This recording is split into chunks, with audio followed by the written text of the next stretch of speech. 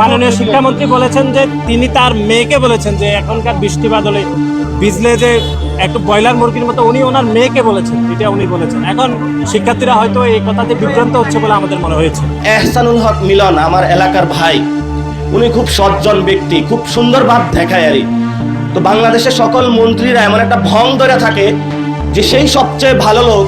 তো আপনি যদি ভালো লোক হন, আপনার একটা সন্তান সাঁতার কেটে পরীক্ষা দিতে যাচ্ছে, এইচএসসি পরীক্ষার্থী, এবং তার সাথে যে মা আছে বাবা আছে, এতটুকু হাঁটু পরিমাণ রাস্তায় পানি, সে গিয়ে গর্তের মধ্যে পড়তেছে, আপনার চোখে লজ্জা শরম নাই যে আপনি এই ব্যবস্থাটা দেখতে পান না?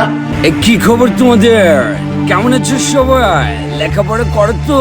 করতে হবে। পানি থাকলেও পরীক্ষা দিতে হবে। সবার বাসায় আমি হেলিকপ্টার পাঠিয়ে দিব। তোমরা বন্যার পানিতে হাঁটু ভেঙে তারপরে পা ভিজিয়ে পরীক্ষা দিতে যাবে। ডিপ্রেশন ফ্রাস্ট্রেশন কিছু থাকলে চলবে না, পরীক্ষা বন্ধ হবে না। আওয়ামী লীগ নাই, তারা যে হামলা করবে